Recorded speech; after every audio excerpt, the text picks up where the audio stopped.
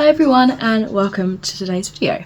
Today I'm going to be talking about the TV shows that I watched during May, June and July and giving you some feedback and just thoughts and feelings of my thoughts during those. So of course we're going to kick it off with May, which I watched 4 TV shows during that time, or should I say completed 4 TV shows. The first one being Fallout, which I gave a 4 out of 5 stars to, and it almost feels like such a lifetime ago when I watched that, but I still want to talk about it. I still wrote my thoughts down at the time, so luckily I can still talk about it as if it was yesterday. Honestly, I have very little to no experience with the games, but I thought the adaptation was so well done. It was quite heavy going in terms of themes and the atmosphere, so most nights I could only watch up to like 2 episodes a night because it was just too intense of a show. But regardless of that, the storyline was fantastic and I personally loved learning the truth behind Vault-Tec. Next up, I watched quite rapidly, I think in one night, Baby Reindeer, which is one that I couldn't really bring myself to rate. It's like a documentary, but it is like a dramatised documentary of a very intense and distressing time in this young man's life. I feel like at this point the whole of the world that is chronically online knows everything there is to know about Baby Reindeer. I won't go into depth about, the synopsis of it all. I'll just talk about my thoughts. Just thinking about it, it must have taken so much strength and determination, not only to tell your story to the masses, but to act in it as well, essentially reliving the trauma that you'd already lived once, and probably countless times, with nightmares and most likely PTSD that comes with such extreme circumstances that has happened. So I mean, hats off to Richard Gadd, who put his story out there in such a way. I do think there were some really difficult scenes to watch that potentially could have been alluded to, but in saying that, his life, and he wanted to share that, and how directly it impacted him, how real it was, why should that be censored for us? Who am I to try and dictate what he should and shouldn't share and how he goes about that when I'm the one that's put the TV show on to watch? So all I have to do is sit there and watch the documentary. Skip parts if I really am struggling, but I felt like these were the conflicting feelings in my head. Like, there's a lot of things that was absolutely awful to witness. It shouldn't be on telly, but no, this person has lived through it and this is how he wants to share his truth. Who am I to stop that, So even within myself, there was a lot of, communication and conversation about the really awful topics that this really dove into.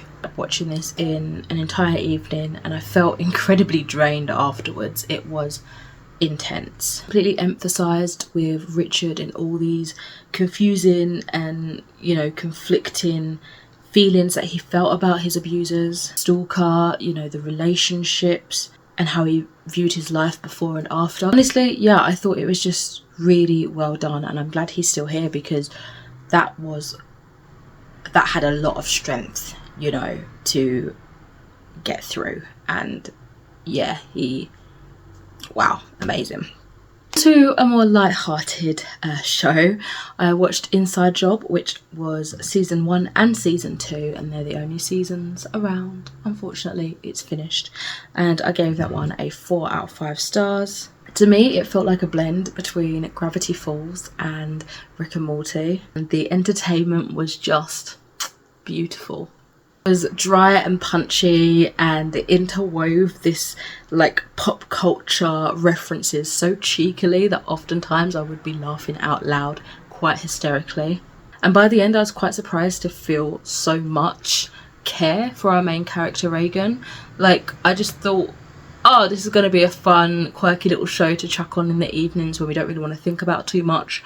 But damn, like, there was a progressive storyline. Even though it was episodical, there was still, like, in terms of character growth and like relationships within the team and across teams, and just our main character Reagan, like, there was so much development that was sneakily snuck in there that I didn't expect to feel so much emotion by the finale, and I loved that. I thought it was great. Lastly for May, I watched Serial season 1, which I gave a 3.5 stars. This is a mini series of horror shorts starring true crime YouTuber Stephanie Harlow. She had shared a post around the time that I watched it, like advertising it, saying, guys, you know, check it out. And I don't think I'd heard of it beforehand, so I had to give it a go in support, and I had a good time. I enjoyed it. Following the lives of Harold and Mabel, who are serial killers in various stages of their lives. The eerie atmosphere that it had in terms of tone and feeling, and the slow weaving together of the plot that would bring together our two main characters' lives, kind of entangle them eventually. I thought that was done really well. I'm also sure there was loads of other YouTubers like cameoing in it and having like just generalised parts, but honestly all I really recognised was Stephanie Harlow and another true crime YouTuber whose name I've forgotten.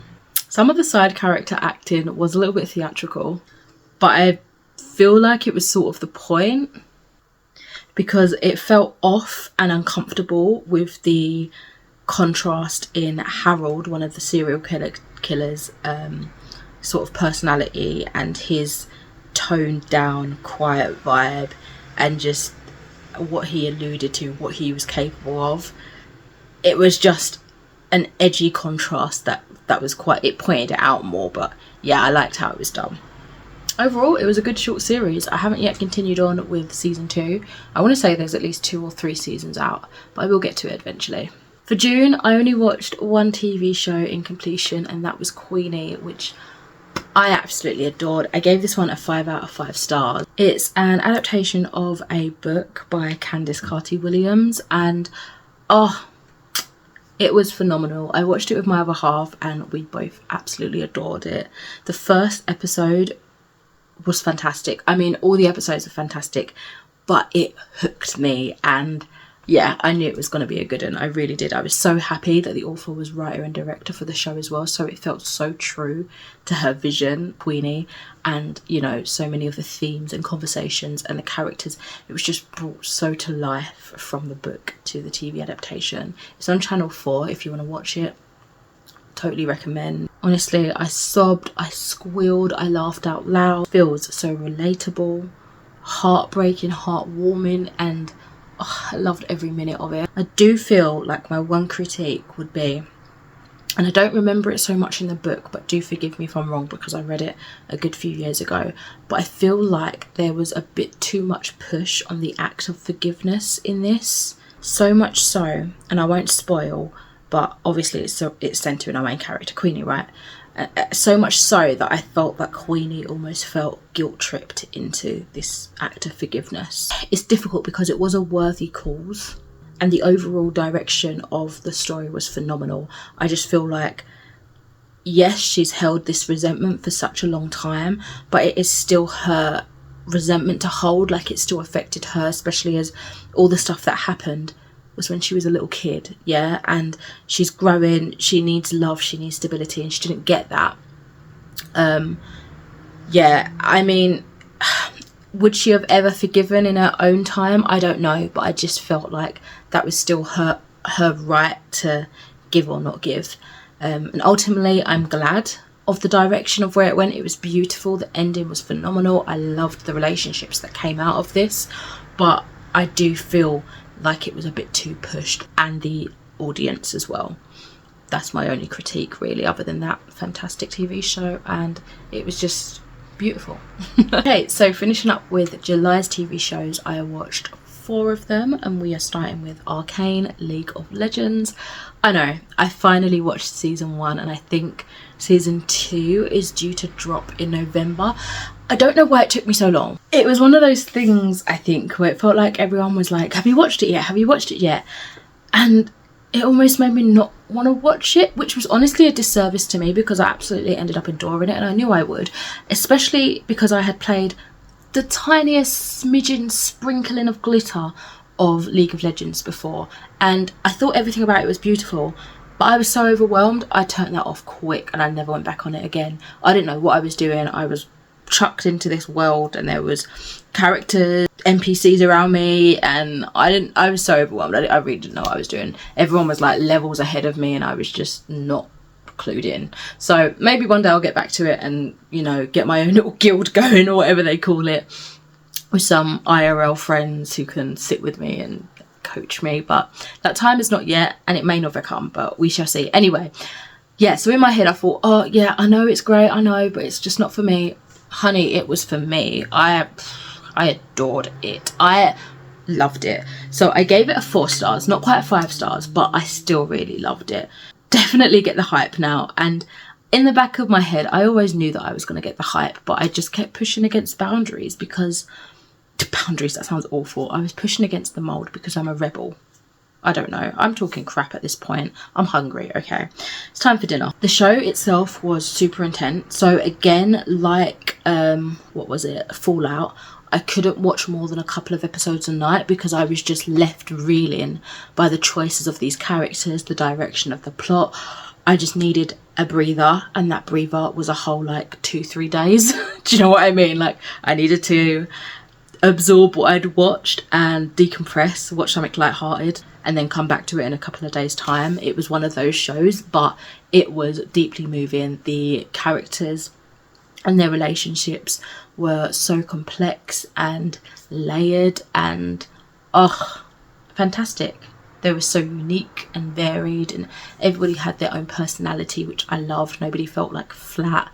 Yeah, it was fantastic. Storytelling was impeccable, and I really loved the sort of progression of the tale was broken up into 3 arcs. I particularly loved seeing how the story of Vi and Powder developed, and how that became a thing, how Jinx became Jinx, and yeah, this whole backstory and origin story was amazing. I love a good villain origin story, and I feel like this did it so well.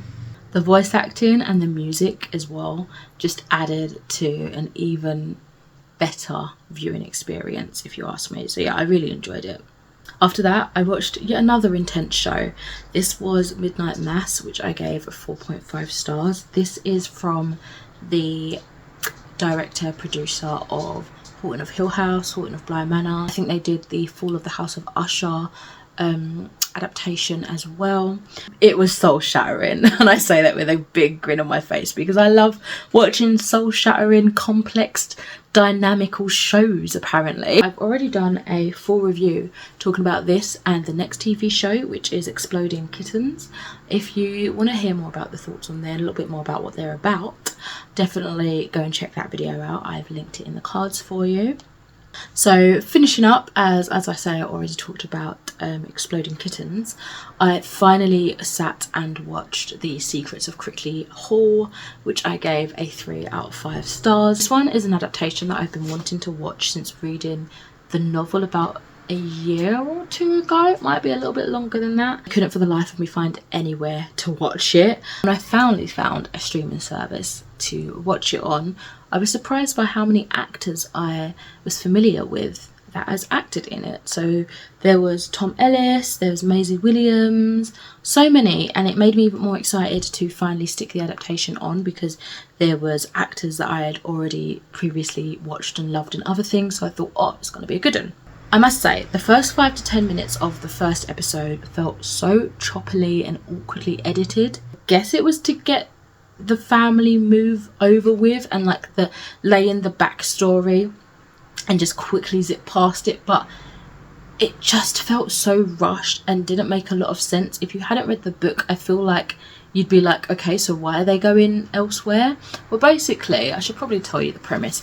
We're following a family who have just, well, their son, the middle son, so they're a family of 5, and the middle child, the son, has gone missing. The mum was taking care of him at the park, and she was exhausted. She fell asleep, and she closed her eyes. She fell asleep at the park, woke up, and he was gone. And I believe it has been a year. So on the year anniversary, they go down to Crickly Hall, and they just spend some time there, because the dad knows that it's going to be a hard time for the family on an anniversary, and they just need to take some time just to be really. However, When they get to Crickly Hall, their dog, they've got a pet dog, quickly disappears, and strange things happen in the manor, in the house. Very haunting things, and that's where the story progresses. They do some investigation. Obviously there's still an ongoing investigation of their missing child, so they're constantly in communication with like police and stuff about that. You know, they are trying to find out what happened in this home to have such negative energies and scary things happening, and ultimately they're just trying to get to the bottom of everything. It's also keeping them busy and, you know, keeping their minds off of their grief to an extent. So yes, back to thoughts and feelings. The back and forth in that first episode really just felt kind of disjointed in what was going on, and I do feel like it would be quite difficult to grasp if you didn't already have an understanding of the plot, have read the book, have seen a summary or something. It just felt a bit too crammed, like they were trying to put too much into a small fraction of time to get to the good bits, you know. However, by episode 2, I must mention it's only a 3-part drama, but the episodes are like an hour 15 if I remember correctly, so they're, you know, a little bit long, but short in, you know, in the big scheme of things. By episode 2 it did feel more consistent in its pace, and, you know, as the storytelling progressed it felt more, okay, I can follow what's going on now at a comfortable pace and I can grasp it a bit better. But, you know, considering that it is only 3 episodes long, for the most part it did feel kind of roughed up and choppily paced, so that's probably why, you know, we've got this reflection of a 3-star out of 5-star. It just was a little bit all over the place with how things developed and was shown to the audience, I would say. Credit to where it's due though, because I feel like as an overall thing the adaptation of the book was done quite well. You know, we had the general plot points, nothing major was changed from the book. The characters were, you know, the same characters that I enjoyed in the novel. Development of both narratives into both the past and the present day characters, specifically blending the two of them and meeting as the story came to a climax, was done really well. To begin with, I feel like we flitted to the past a bit too frequently to follow what was happening, and that was also lending itself to the choppiness of the storytelling, but it evened out, the pacing evened out, and it made more sense as the story went on. You know, that issue with the overall lack of integrity when it comes to the pacing of it all, it just really affected the overall viewing, I would say, and I feel like that would easily be negated by adding an extra episode in, or just making the episodes that a little bit longer, just to be able to, or just editing it in a way where less important information could have been cut, rather than trying to squeeze everything in so quickly and not properly explaining it, you know. Itself is pretty chunky, and if you look at that in comparison to a 3-episode mini drama, it's like, where's the rest? Where's the rest, hun? But anyway, I realise I've really spoken about that quite intensely for a bit, so I'm going to wrap this video up here.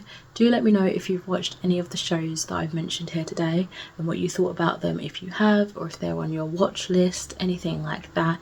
Any recommendations for things you think I might enjoy, you know, from the sort of stuff that I've spoken about today. I would love to know.